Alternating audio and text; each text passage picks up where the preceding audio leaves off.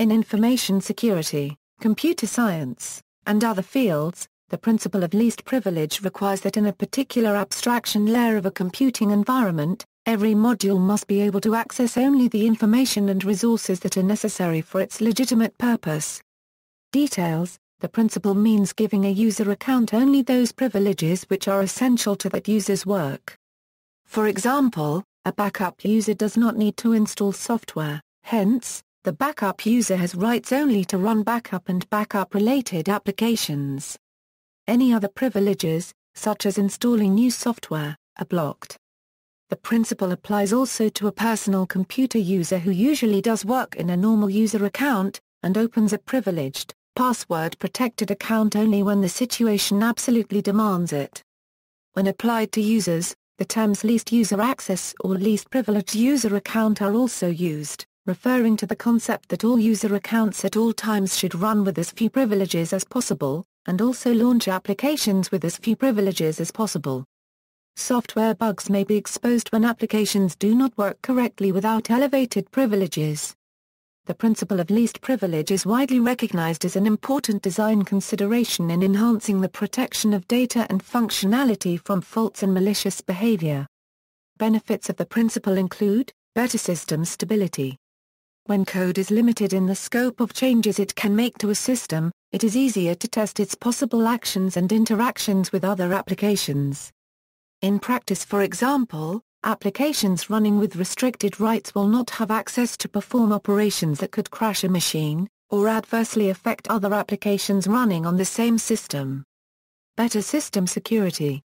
When code is limited in the system-wide actions it may perform, vulnerabilities in one application cannot be used to exploit the rest of the machine.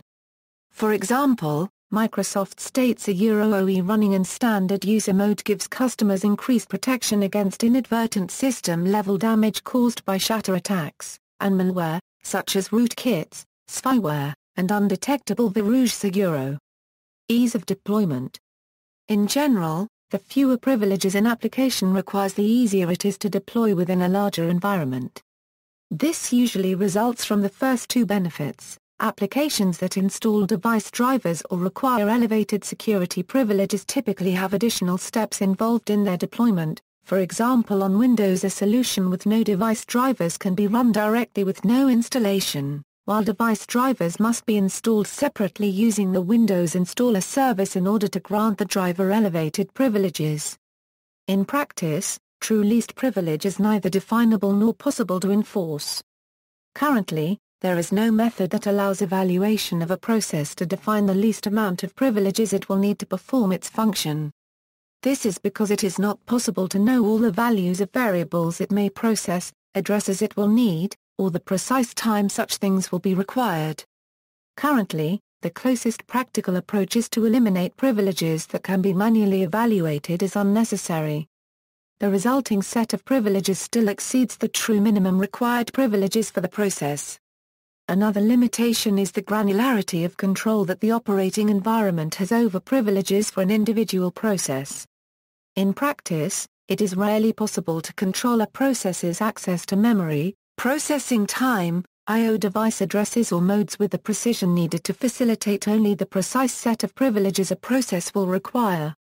History. The original formulation is from Jerome Salzer.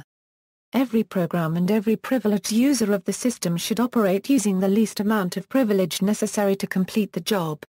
Peter J. Denning, in his paper Fault-Tolerant Operating Systems, set it in a broader perspective among four fundamental principles of fault tolerance. Dynamic assignments of privileges was earlier discussed by Roger Needham in 1972. Historically, the oldest instance of least privilege is probably the source code of login C, which begins execution with super-user permissions and the instant they are no longer necessary dismisses them via setuid with a non-zero argument. Implementation. The kernel always runs with maximum privileges since it is the operating system core and has hardware access. One of the principal responsibilities of an operating system, particularly a multi-user operating system, is management of the hardware's availability and requests to access it from running processes. When the kernel crashes, the mechanisms by which it maintains state also fail. Even if there is a way for the CPU to recover without a hard reset, the code that resumes execution is not always what it should be. Security continues to be enforced, but the operating system cannot respond to the failure properly because detection of the failure was not possible.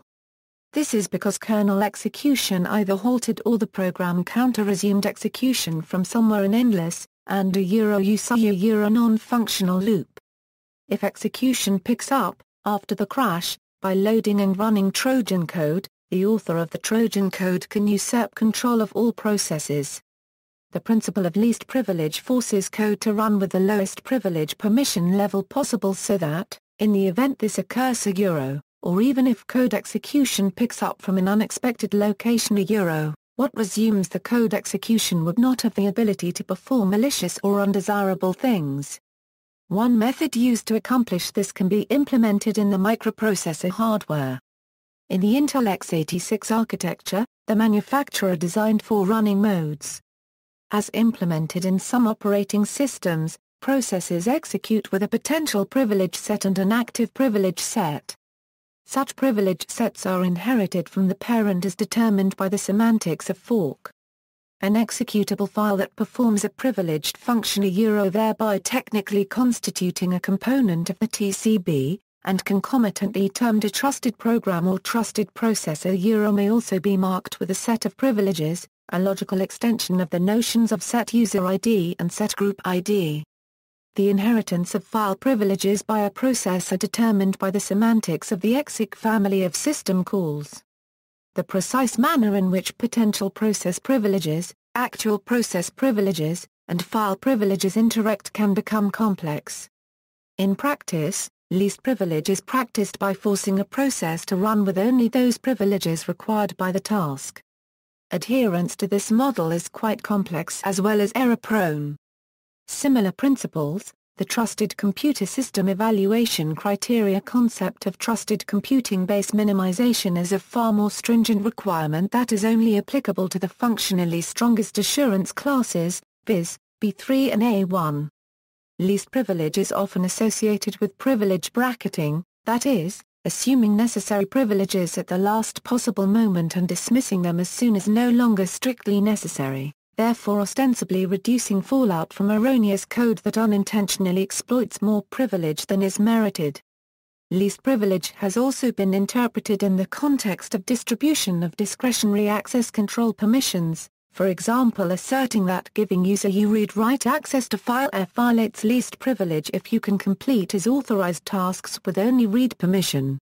See also: user account control, capability-based security, compartmentalization, confused deputy problem, encapsulation, need to know, privilege bracketing, privilege escalation, privilege revocation, privilege separation, Setruid, sudo. Notes. References. External links, Managing Least Privileges from the Cloud by Monique Sens, the Saltzer and Schroeder paper cited in the references. NSA talks about the principle of least privilege, a discussion of the implementation of the principle of least privilege in Solaris, Tom's IT Pro, most organizations unaware of employees with admin rights, Proof at LUA makes you safer by Dana Eep, applying the principle of least privilege to user accounts on Windows XP, by Microsoft, privilege bracketing in the Solaris 10 operating system, Sun Microsystems, commercial enterprises are putting our critical infrastructure at risk. CSO, how to successfully implement the principle of least privilege.